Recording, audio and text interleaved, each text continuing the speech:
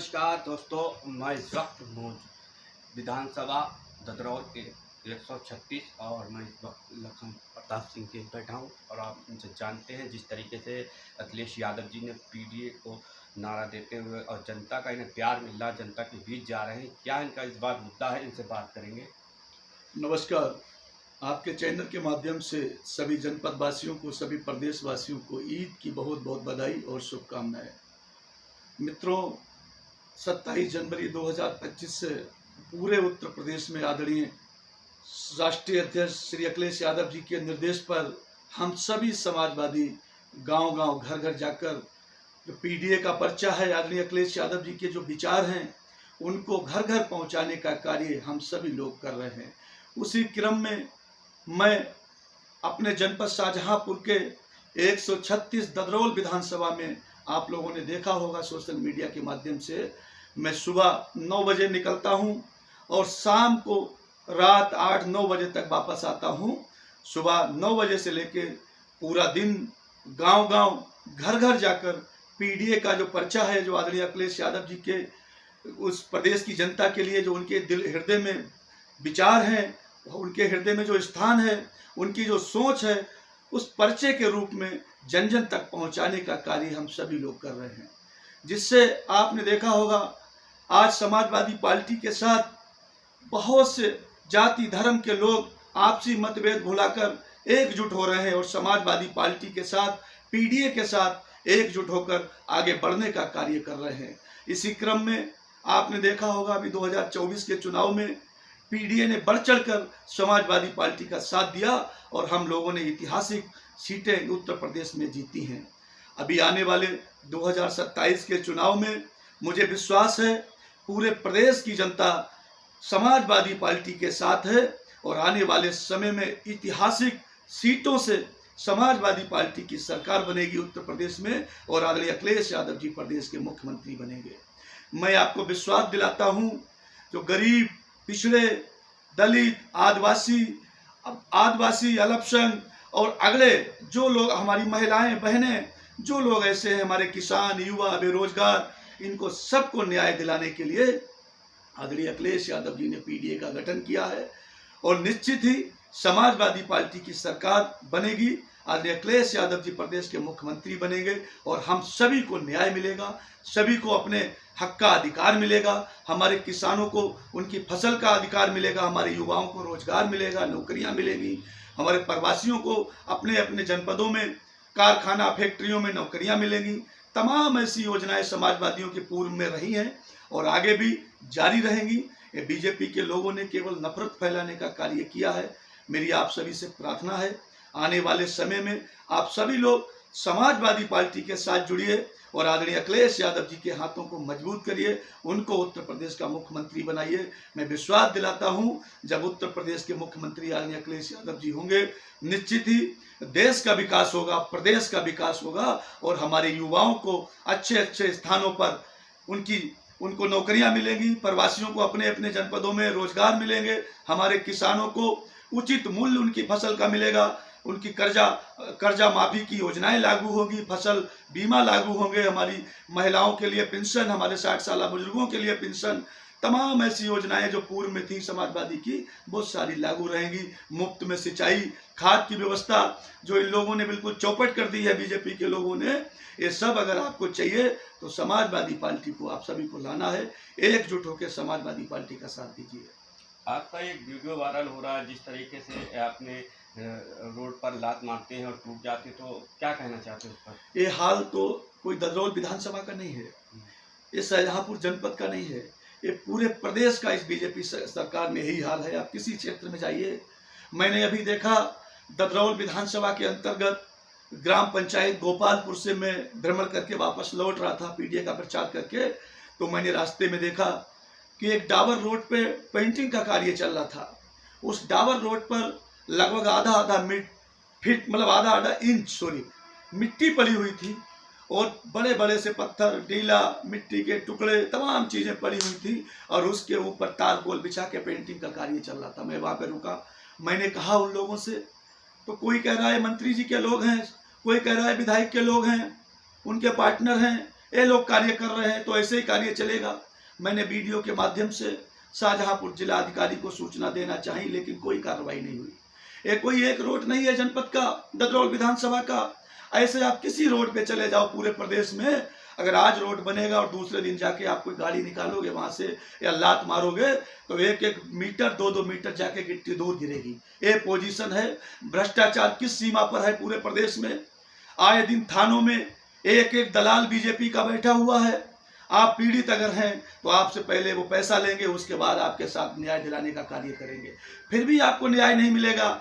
जो मुलजिम होगा उससे भी पैसा लिया जाएगा और बीच में फैसला कराने का कार्य किया जाएगा।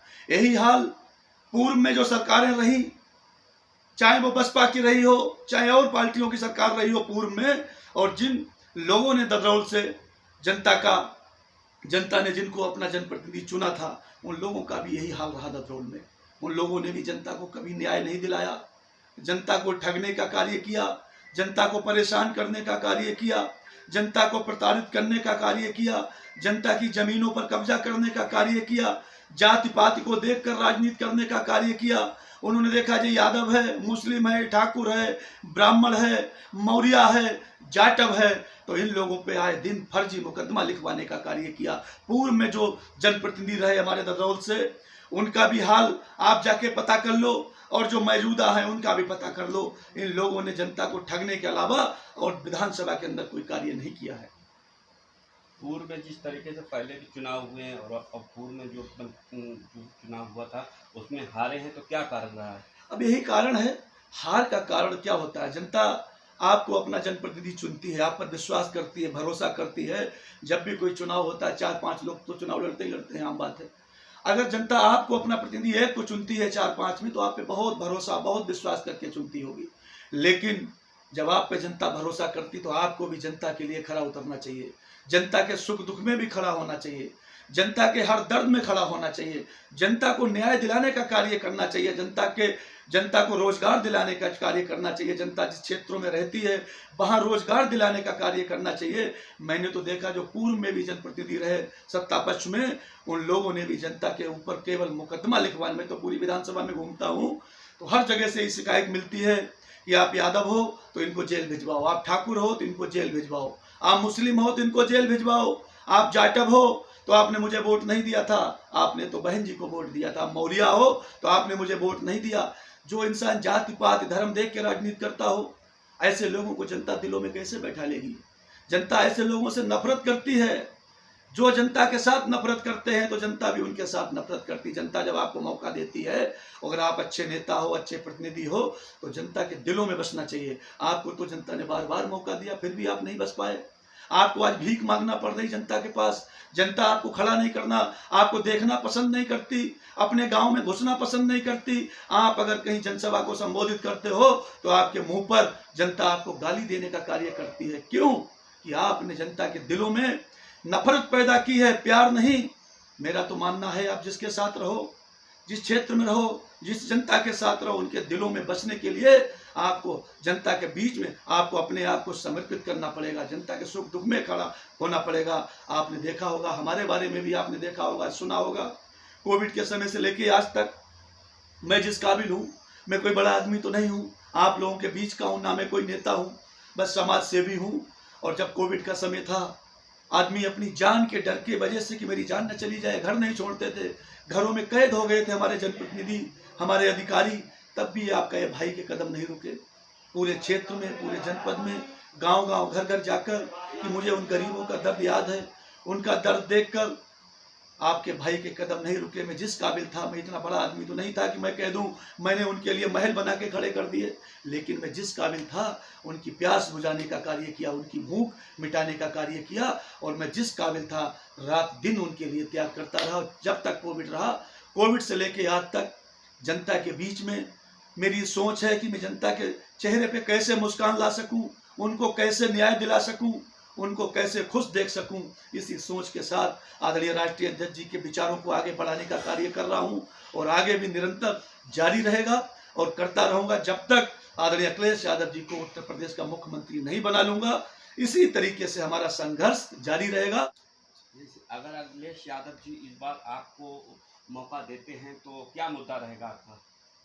अगर आदरणीय अखिलेश यादव जी ने मुझ पर विश्वास और भरोसा किया और मुझको प्रत्याशी बनाया, तो मैं आपको विश्वास दिलाता हूँ कि शाहजहांपुर छोड़िए, बरेली मंडल की ऐतिहासिक जीत होगी कि जनता ने अपने दिलों में हमारे लिए स्थान बना रखा है। आप लोग देखते ही होंगे सोशल मीडिया से, हर क्षेत्र में हर जाति धर्म के लोग हमको बेपनाह प्यार करते हैं कि हमारी कार्यशैली जैसी रही, जनता उससे बहुत प्रभावित है और हर जाति धर्म के लोगों का मुझे प्यार और आशीर्वाद बराबर मिल रहा है और ददरौल की जनता हमारे साथ है।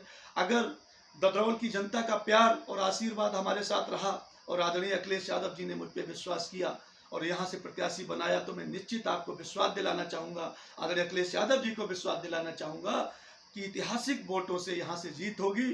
और अगर जनता ने मौका दिया सेवा करने का, तो मैं आपको इस चैनल के माध्यम से ददरौल विधानसभा की जनता, शाहजहांपुर की जनता और प्रदेश की जनता को बताना चाहूँगा कि ददरौल विधानसभा की जनता कभी जीवन में निराश नहीं होगी। उनके लिए चाहे मुझे अपनी जान की कुर्बानी क्यों ना देना पड़े, लेकिन जनता के चेहरे पे कभी उदासी नहीं आने दूंगा उनके, और आगे भी जारी रहेगा। अगर जनता ने मुझे मौका दिया तो सबसे प्रथम मेरी जो सोच है, मेरे विचार हैं, मुझे कोई पैसा पैदा करने के लिए राजनीति में नहीं आ रहा हूँ। अगर मुझे पैसा पैदा करना होता तो मैं व्यापारी था, मैं किसी मंत्री को पकड़े बैठा होता प्रदेश में और पैसा पैदा कर रहा होता। मैं तो समाजवादी पार्टी के परिवार का वफादार हूँ, एक सच्चा सिपाही हूँ और मरते दम तक उस परिवार का रहूँगा। मैं 8 साल से पूरे प्रदेश में कोई व्यापार नहीं कर रहा हूँ। आप कहीं कोई बता दे मैं किसी बीजेपी वाले के पास पूरे 8 साल के अंदर गया हूँ तो मैं राजनीति छोड़ दूंगा। कोई मुझे मैं चैलेंज करता हूँ प्रदेश की जनता को, जनपद की जनता को। मेरा तो बस एक उद्देश्य है, इसीलिए मैं राजनीति में आना चाह रहा हूँ, जनता के बीच में जाना चाह रहा हूँ कि जनता के दिलों में कैसे बस पाऊंगा, जनता के चेहरे पे मुस्कान कैसे ला पाऊंगा। उनके क्षेत्रीय जो समस्याएं हैं, चाहे वो रोड की समस्याएं हों, चाहे हॉस्पिटलों की समस्याएं हों, चाहे शिक्षा की समस्याएं हों, चाहे सिंचाई की समस्याएं हों, उनको हम कैसे विधानसभा में स्थापित कर पाऊंगा। हमारे जो युवा हैं, हमारी बहनें हैं, उनको सरकारी नौकरियां कैसे मिल पाएंगी। हमारे प्रवासियों के लिए अपनी विधानसभा क्षेत्र में हम कैसे रोजगार दे पाएंगे, कारखाना फैक्ट्री कैसे ला पाएंगे जिससे उनको उसी विधानसभा में रोजगार मिले।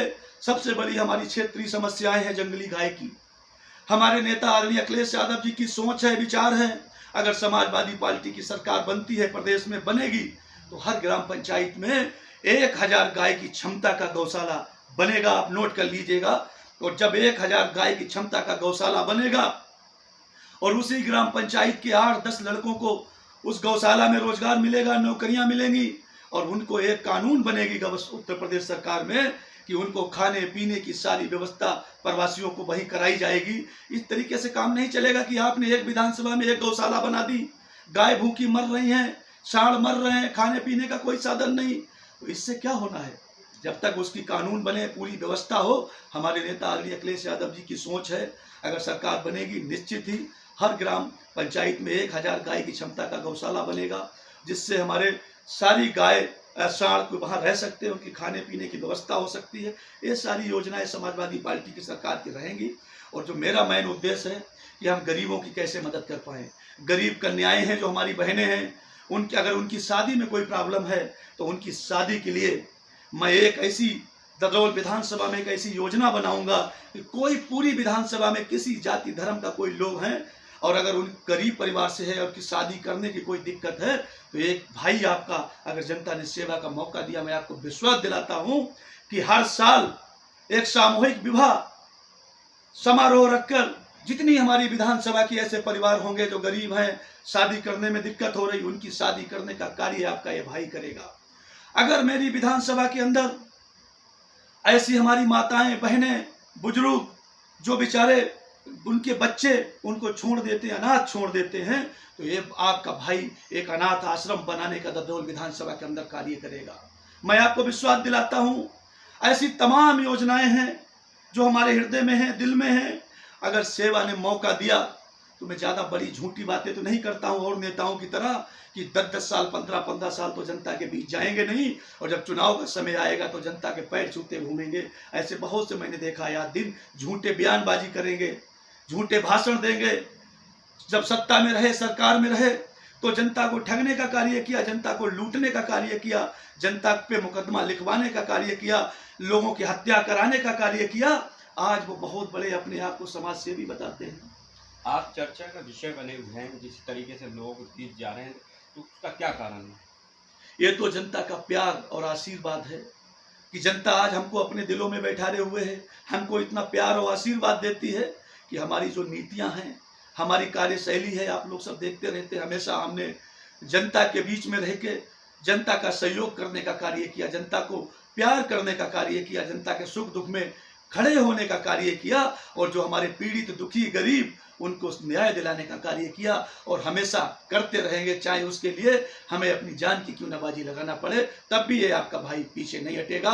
और इससे सबसे बड़ी मिसाल आप लोग खुद देख सकते हो। झूठे वादे तो लोग बहुत करते हैं, झूठे समाज सेवी बन जाएंगे, लेकिन कोविड से बड़ा मिसाल क्या होगी? जब जान का खतरा था, आदमी अपनी जान बचाने के चक्कर में अपने दरवाजे से बाहर नहीं निकलता था, तब भी ये आपका भाई अपनी जान को हथेली पर रखकर दिन रात आपके बीच में पूरे जनपद में घर घर जाने का कार्य किया। लोग कहते थे कि लोगों को छूना मत, कोविड हो जाएगा, आप मर जाओगे। आपके इस भाई ने लाखों लोगों को, जब प्रवासी हमारे रोड मार्ग से अपने गांव जा रहे थे, अपने क्षेत्र जा रहे थे, तो आपके भाई ने लाखों लोगों को खाना देने का, पानी देने का कार्य रोडों पे किया, और तमाम लोगों से हम टच हो जाते थे, उनको छू लेते थे। लेकिन आप सबके आशीर्वाद से, ऊपर वाले के आशीर्वाद से कोविड हमारे पास तक कभी झांका भी नहीं। हमारे परिवार में किसी के पास कभी नहीं झांका कि ऊपर वाले का साथ है और आप सबका आशीर्वाद है, तो कभी कोई दिक्कत नहीं आएगी कि आप सब हमारे साथ हैं और हम आपके साथ हैं। यही प्यार और भाईचारा हमेशा, जब तक मैं जीवित हूँ, बना रहेगा, और जनता का पूरा प्यार और आशीर्वाद हमारे साथ है और रहेगा। और आदरणीय अखिलेश यादव जी ने अगर मुझे प्रत्याशी यहाँ से बनाया, तो मैं ये भी विश्वास दिलाता हूँ, शाहजहांपुर की 6 की 6 सीटें शाहजहांपुर से जितवाकर विधानसभा भेजने का कार्य करेगा ये आपका भाई। हर विधानसभा ठाकुर बाहुल विधानसभा है, चाहे आपकी कटरा, चाहे आपकी तिलहर, चाहे आपकी जलालाबाद, चाहे आपकी ददरौल, चाहे आपका शहर, चाहे पुवाया। अपने समाज के लोगों के चाहे पैरों पर मुझे सिर रखना पड़े, चाहे नाक रगड़ना पड़े, लेकिन यहाँ से समाजवादी पार्टी के प्रत्याशियों को जितवाकर विधानसभा भेजने का कार्य करूंगा। धन्यवाद, नमस्कार। मैं आपका भाई, आपका सेवक लखन प्रताप, 136 ददौर विधानसभा समाजवादी पार्टी जिंदाबाद। आदरणीय अखिलेश यादव जिंदाबाद, आदरणीय शिवपाल यादव जिंदाबाद, तनवीर खां जिंदाबाद, राजेश यादव जिंदाबाद, जयेश प्रसाद जिंदाबाद। आप सब बाबा साहब अमर रहें, नेताजी अमर रहें। धन्यवाद, नमस्कार। लखन प्रताप सिंह, जिस तरीके से हमने देखा भी है और जनता के बीच उनकी चर्चा भी चल रही है, अगर इस टाइम में भी अगर इलेक्शन हो जाता है तो लखन प्रताप जी को ददरौल विधानसभा से लोग देखना चाहते हैं। और जब तक के लिए नमस्कार।